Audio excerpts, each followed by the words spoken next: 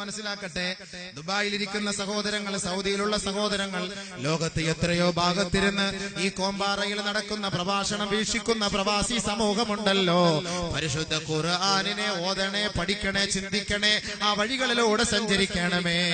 അറബി രാവിലെ 4 മണിക്ക് എഴുന്നേറ്റ് ജോലിക്ക് പോകണമെന്ന് പറഞ്ഞാൽ എത്ര വലിയ തണുപ്പായാലും എത്ര വലിയ ചൂടായാലും പ്രശ്നമില്ല.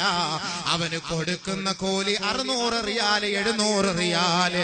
തന്റെ ഉമ്മയ്ക്ക് വേണ്ടി, ഉപ്പയ്ക്ക് വേണ്ടി, ഭാര്യ മക്കൾക്ക് വേണ്ടി കൊടും തണുപ്പ് സഹിക്കാൻ ഈ പ്രവാസികളെ തയ്യാറാകുമ്പോ ആ പ്രവാസിയെ നോക്കിയിട്ട് അല്ലാഹു പറയുകയാണ്, തൂബാലിൽ ഖുറബാ, നിന്റെ ഉജീനത്തിന് വേണ്ടി, നിന്റെ അത്താണിക്ക് വേണ്ടി, ഒരു പിടി ഭക്ഷണം നിന്റെ മക്കൾക്ക് കൊടുക്കുന്നതിന് വേണ്ടി നിന്റെ കുടുംബങ്ങളെ അവഗണിച്ചിട്ട് വിദേശത്ത് കഴിയുന്നവനെ, അവിടെ നീ മരിച്ചാൽ നിനക്ക് സന്തോഷ വർത്തമാനമാണ്, സ്വർഗമാണ്, സ്വർഗമാണ്.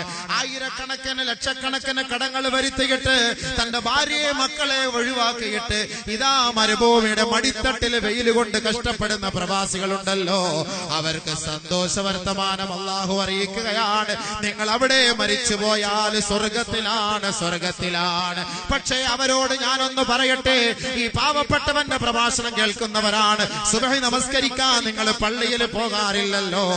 എത്രയോ രാത്രികളാണ് ടിവിയുടെ മുന്നിൽ നിങ്ങളുടെ സമയം കളയുന്നത്. 12 മണിക്ക് കടയടച്ചിട്ട് വന്ന് 2 മണിക്കൂറോളം 3 മണിക്കൂറോളം ടിവിയുടെ മുന്നിൽ ഇരുന്നിട്ട് 3 മണിക്ക് കിടന്നുറങ്ങിയിട്ട് രാവിലെ 8 മണിക്ക് എഴുന്നേറ്റ് ജോലിക്ക് പോകലല്ലേ. 8 മണിക്ക് എഴുന്നേറ്റ് ജോലിക്ക് പോകുമ്പോ കുളിച്ചു ഒരുങ്ങിയിട്ട് കട്ടിലിന്റെ സൈഡിൽ പോയി മുസല്ലയിട്ട് 2 റക്അത്ത് നമസ്കരിച്ചാൽ, പ്രവാസികളെ, വർഷങ്ങളോളം നിങ്ങൾ അവിടെ ജോലി ചെയ്താൽ നിങ്ങളുടെ കടം തീരുകയില്ല, കടം തീരുകയില്ല. കാരണം ആർക്കും അവിടെ താല്പര്യം കൊടുക്കുന്നത്? അറബികൾക്കാണ് താല്പര്യം കൊടുക്കുന്നത്. 5 മണിക്ക് ജോലിക്ക് പോകണമെന്ന് പറഞ്ഞാൽ കിടുകിടാ വിറച്ചാലും ഇങ്ങനെ മൂടിക്കെട്ടി ഇങ്ങനെ നിൽക്കും. ആരാന്നറിയില്ല, അയൽവക്കക്കാരനായിരിക്കും. ആ പണ്ടാരം പിടിച്ച അറബിയമാരി തണുപ്പത്ത് വെച്ചാൽ ഈ നേരം വിളിക്കുന്ന സമയത്തും പോകാൻ പറ്റുമോ? 500 റിയാൽ 600 റിയാൽ ജോലിക്ക് വേണ്ടി പോകും.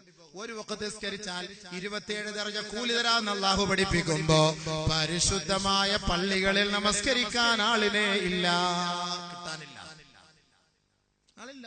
ദുനിയാവിന് വേണ്ടി അറബി പറയുന്ന പണി കൃത്യം നിസ്കരിക്കാൻ വേണ്ടിയിട്ട് നമ്മളെ കൊണ്ട് തയ്യാറല്ല, സാധ്യമല്ല. പോയില്ലേ? അല്ലാഹു പ്രവാസികൾക്ക് തൗഫീഖ് നൽകട്ടെ, അവരെ അനുഗ്രഹിക്കട്ടെ. പരിശുദ്ധ പ്രവാചകന്മാര് സ്വഹാബത്ത് നടന്ന മണ്ണിലാണ് അവർ ജോലി ചെയ്യുന്നത്. അല്ലാഹുവേ, അവരുടെ വിഷമങ്ങളും പ്രയാസങ്ങളും മാറ്റിക്കൊടുക്കണമേ തമ്പുരാനെ.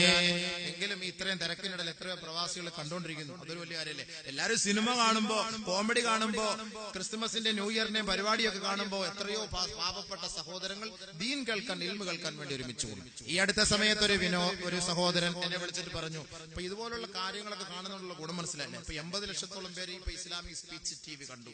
ഇപ്പൊ ഇന്ന് ഒരാൾ ഇങ്ങോട്ട് വിളിച്ചിട്ട് പറഞ്ഞു, എനിക്ക് അങ്ങോട്ട് വരാൻ പറ്റുന്നില്ല, എനിക്ക് നടുവിന് വേദനയാണെന്ന് ദുആ ഇറക്കണം എന്ന് പറഞ്ഞു. അല്ലാഹു അദ്ദേഹത്തിന് ശിഫാ നൽകട്ടെ. കളമശ്ശേരിയുള്ള ഒരു സഹോദരനാണ്, വരണമെന്ന് ആഗ്രഹമുണ്ട്, അതുപോലെ ലൈവായിട്ടുണ്ട്. അപ്പൊ ഞാൻ പറഞ്ഞു, ഇസ്ലാമിക് സ്പീച്ച് TV നിങ്ങൾ അടിച്ചാൽ നിങ്ങൾക്ക് അവിടെ ഇരുന്നോണ്ട് കിടന്നോണ്ട് കാണാം.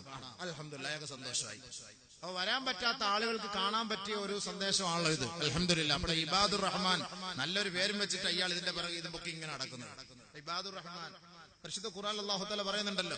അപ്പൊ 70-80 ലക്ഷം പേർക്ക് കാണാനൊരു സൗകര്യം ഇപ്പൊ ഈ ഇബാദുർ റഹ്മാൻ എന്ന് പറഞ്ഞ ചങ്ങാതി ഉണ്ടാക്കി കൊടുത്തിട്ടുണ്ട്. ഇൻഷാ അല്ലാഹ് ഈ പാവപ്പെട്ടവനും ഡോക്ടർ മൂസക്കുഞ്ഞി ലേക്ക് ഷോർ ഹോസ്പിറ്റലിലെ അതിവിദഗ്ധൻ, ഹാർട്ടിന്റെ അതിവിദഗ്ധനായ ഒരു മനുഷ്യൻ. അദ്ദേഹം എന്ന് പറഞ്ഞു കഴിഞ്ഞാൽ അദ്ദേഹത്തെമായിട്ട് ഞാനിപ്പോ അടുത്ത 3 മണിക്കൂർ സംസാരിച്ചപ്പോ കുറെ വിഷയങ്ങൾ ഇങ്ങനെ ഹാർട്ടിനെ കുറിച്ചൊക്കെ ഇങ്ങനെ ചർച്ച ചെയ്തു. ഭയങ്കര വല്ലാത്ത വിഷയം.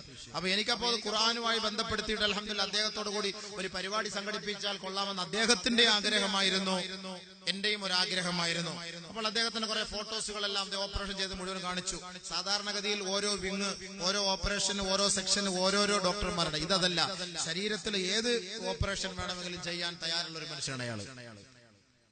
കൊച്ചു 6 മാസം പ്രായമുള്ള ഒരു കുട്ടിയെ ഓപ്പറേഷൻ ചെയ്ത സാധാ ഓപ്പറേഷൻ, കുരുപൊട്ടിക്കലല്ല. അതുകൊണ്ട് നമ്മൾ മനസ്സിലാക്കണം. ഈ നമ്മുടെ ഹൃദയം, വാരിയല് കൊണ്ട് മൂടപ്പെട്ട ഹൃദയം എടുത്തിട്ട് മാറ്റി അങ്ങോട്ട് വെക്കുക, ഒരു 40 മിനിറ്റ് അതിനെ മയ്യത്താക്കുക, മരിച്ചുപോയി സംഭവമാണ്. അബൂബക്കറിനെ കൊണ്ട് കിടത്തിയ അള്ളാഹ് കാത്തിരക്ഷിക്കട്ടെ, ആർക്കും ഉണ്ടാകാതെ.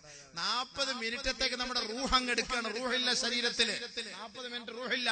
അത് കൊണ്ടുപോയി മാറ്റി വെച്ചിട്ട് എല്ലാം ക്ലീൻ ചെയ്ത് വൃത്തിയാക്കിയിട്ട് ആ റൂഹിനെ വീണ്ടും ആ 40 മിനിറ്റ് ഒന്നാമത്തെ സെക്കൻഡിൽ വീണ്ടും ആ റൂഹ് ഇട്ട് കൊടുക്കുകയാണ്. പറഞ്ഞ കാര്യ. അപ്പൊ നമുക്ക് ഇത് ഇസ്ലാമായിട്ട് ബന്ധപ്പെടുത്തണം. ഇങ്ങനൊരു സംഭവം